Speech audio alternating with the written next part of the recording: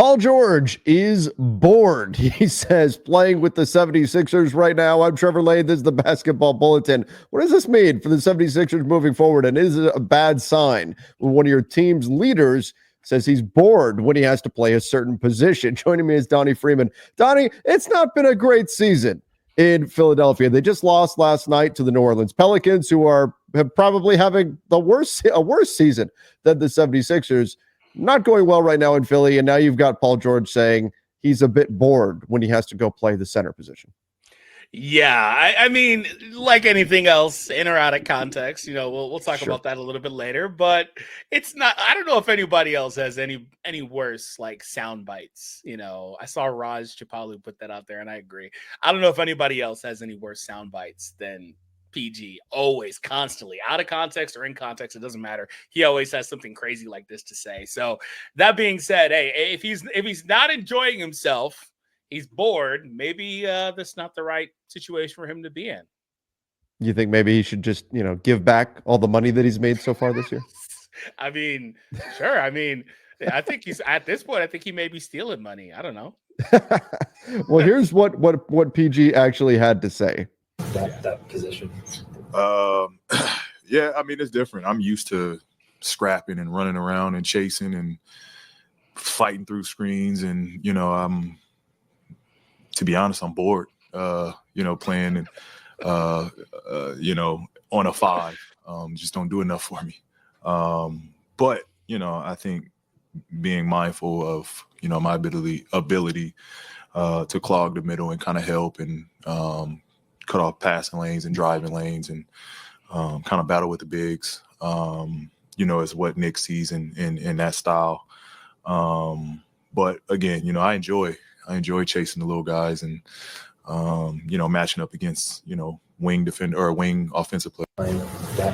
So PG just says he's bored having to defend centers specifically, that he enjoys chasing smaller players around on the perimeter, fighting through screens and all of that. That to me, that's not as bad as I'm bored having to play the center position. He just likes to be a bit more active running around out there on the court. I think the context definitely softens it compared to what you see out there. The first time I saw this, it didn't even say he was bored playing against centers. It just said he's bored in Philadelphia. I was like, no way. And then I opened it. I was like, okay, that's not what he said at all. So yeah, like I said, context absolutely matters. For sure. But with this, like I said, regardless, he always has those clippable things that he says that just makes a lot of crazy. And by the way, I gotta say, I'm not sure that he's the one that has the worst sound bites. It might be Ant, but he's definitely. Oh, yes. Good call. We may need to do something like a deep dive on who has said the worst things so far this season. Anthony Edwards has had some stinkers, that's for sure. Well, let's talk a little bit about Paul George, the 76ers, him having to play the center position, what's going on there in just a moment. First, we need to give a shout out to our sponsor, and that is Prize Picks. Fantastic way to play daily fantasy sports with Prize Picks, and you use our code Bulletin, you get a guaranteed $50 on your first $5 play. We've got some plays that we're going to make right now. Donnie, some games coming out tonight. I look at some of these, these are the most popular plays right now on the market. I see Kevin Durant against Utah, and I think, I think Utah is going to get cooked tonight by KD. 26.5 points. I think KD can do that in his sleep. Yeah, he can. Absolutely. All right, so let's go. Sexton one. What's with the emoji there? So Sexton, this is actually the little demon guy, means that it's actually an increased payout on him. More difficult to win, though, that he's going to get more than 3.5 rebounds. Typically not a high rebound player. Do we want to roll the dice and go with it and say he's going to absolutely he's going to get 4 rebounds? He's going to get at least 4 rebounds. We'll see that happen. And then, oh my goodness, my guy, Cade Cunningham. He's been fantastic. I think he's going to clear 9.5 assists. I know it's against Toronto, but I think the Raptors are going to do just enough to keep the game close. So I'll go Cade Cunningham, more than 9.5 assists. But that's how easy it is to play, everybody. You can use the link in the description down below. Go check out Prize Picks Daily Fantasy Sports. Don't forget to use our code Bulletin, and you get a guaranteed $50 when you play your first $5. Go check them out. Again, use that link in the description down below. All right, Donnie. The 76ers, a season to forget for them so far. They did drop last night's game to the New Orleans Pelicans, with Paul George having to play quite a bit at the center position, much to his disappointment. But because Joel Embiid is dealing with a foot issue and Andre Drummond dealing with a toe issue, I don't know what's going on with centers and feet in Philadelphia, but both of them were out. And so Paul George wound up having to defend Yves Missi. And I mean, put up a pretty nice stat line, 25, 11, 5, and 2 steals. That one of his better stat lines we've seen lately, but still in a losing effort. Are the 76ers actually going to be able to pull this thing off and get themselves back to where we thought they would be in the Eastern Conference?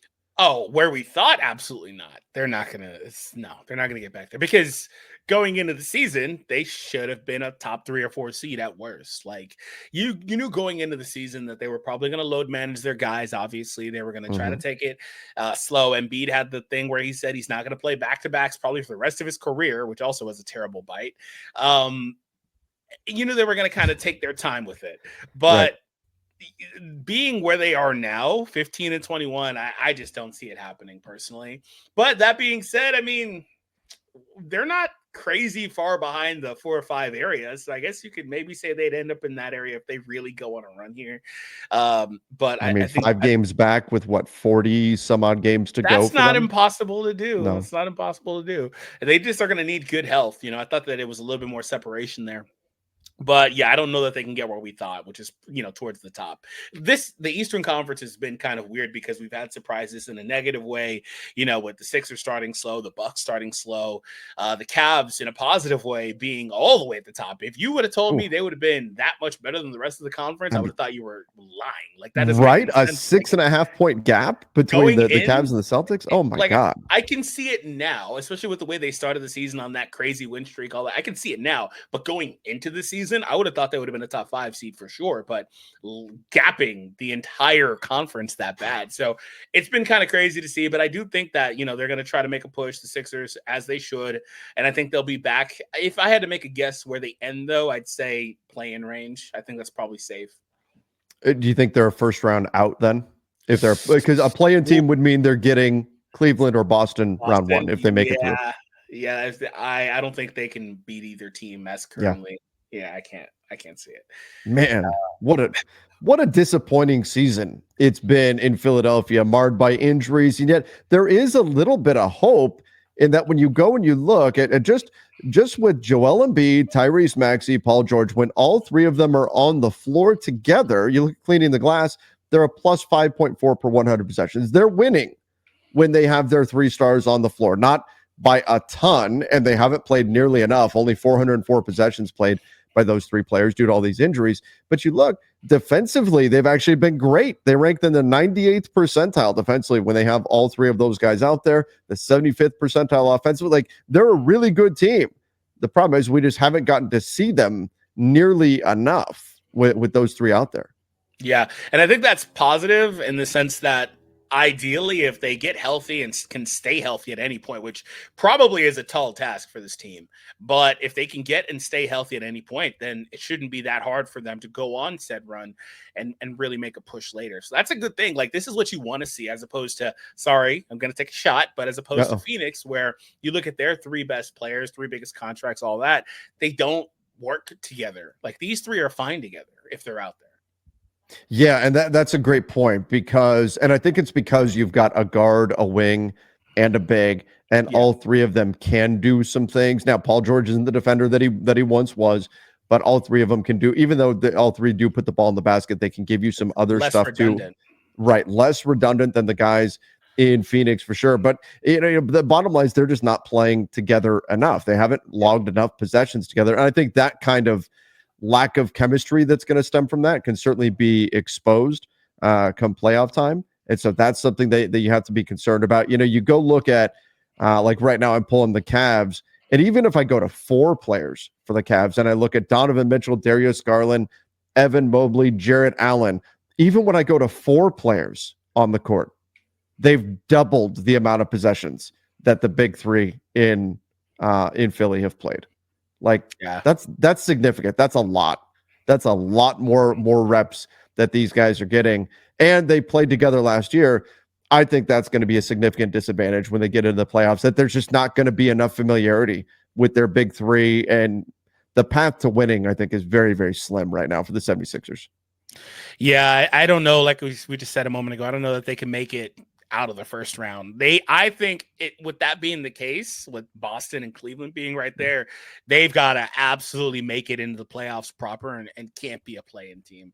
One thing I always talk about, or I talk about when it comes to like the Cavs and stuff, that I think really stands out to me is they're as successful as they are while not putting an increased load on their players. Maxey is still averaging 37 minutes per game, which he's a young guy. That's not like the craziest thing. But when you look at other teams that are super successful, like the Cavs, their guys are averaging 30 minutes at the most. And I think that will add up as you get deeper into it. Again, Maxey he's a different kind of player. Like he's hyper quick, athletic, and you can maybe make an argument that less minutes will be better for him. But regardless, I think he'll be fine. But the increase in minutes, in my opinion, just opens you up to more injuries and stuff like that because you're out there more often. So that's the way I see it. Maybe people disagree, but I think that one thing that's great about the other teams is that they've been able to manage that. Whereas the Sixers have, through one reason or another, whether that's injuries or otherwise, not been able to manage that. So for me, I think that they've got to, if possible, make playoffs 5-6 seed in that area. And like we talked about, I mean, they're only a handful of games back. There's a lot of games left. It's totally doable. Let me ask you this. Let's finish here. Are the 76ers the most disappointing team of the season? Aside from the Pelicans, yes. But the Pelicans are like, I think they're even worse. Yeah. I think you could say that because of the expectation going into the season, especially because they got another star, quote unquote. We didn't talk enough about Paul George averaging 16 points, making a max contract. That hurts. And just got the extension. Probably isn't going to be much better than this going forward. I don't really know what to expect with him. Yeah, probably so. I think so. Going into with the expectations we had. So. And I think there's another piece to this too. You're absolutely right on the money. I think they are. I think they are, no question, the most disappointed, despite what's happening in New Orleans. They're the most disappointing team. The expectations coming in were higher for the 76ers than for the Pels. But on top of that, the Pelicans actually have a silver lining. They're going to get a great pick in a great draft. Guess what's going to happen to the 76ers pick? It's going to go to the damn Thunder. No. God, man. Every time you say that, it just makes me Look mad. at this. Look at this. It's going to the Thunder. I believe it's only top 6 protected, this pick. So as of right now, Philly is on pace to hand over a lottery pick to the Oklahoma City Thunder, just like the Suns. I mean, they're up there too in terms of disappointing seasons. They're going to hand over a lottery pick to the Rockets, 2 young Western Conference teams that don't need any more help, that's for sure. But wow, I mean, that, to me, that's the killer. It's not just that this has been a terrible season for Philly. Maybe they squeak in through the play-in and they get into the first round of the playoffs and then they're a first round out. That's probably your best case scenario right now in Philly. But on top of that insult to injury, you're going to have to hand over your draft pick to the Thunder. Meanwhile, the Pelicans, while the season's been awful and they've been just destroyed by injuries, at least they're going to get a top pick in the draft. Crazy. By the way, so can we amend that? Can we just say Phoenix is the most disappointing team because they're in the Western Conference and there's no room for what they're doing right now? Yeah, I don't know. Is Phoenix more disappointing than Philly? Probably. Maybe it's even. I don't know.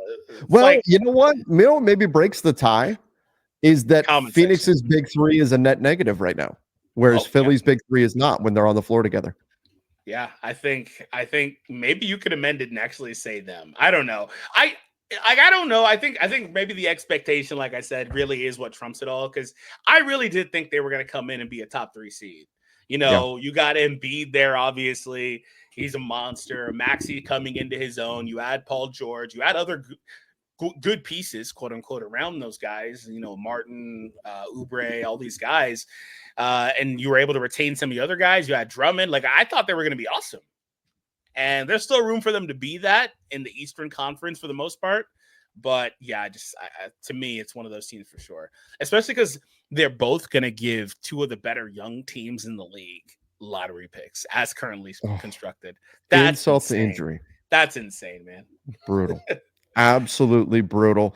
Everybody, let us know your thoughts. Who is the most disappointing team in the NBA right now? Let us know in the comment section. Paul George says he's bored when he has to play the center position, again, I don't think it's quite as bad as it initially sounds. He's saying he likes being physical and doing more activity on the perimeter. I don't actually have much of a problem with that. But give us your thoughts on the Paul George situation as well. His comments coming after well, let's face it, a bad loss to the Pelicans. Let us know what you think. And don't forget to go check out our latest video about Zion Williamson and why I've had it. I am done with Zion Williamson. Go check that out right now.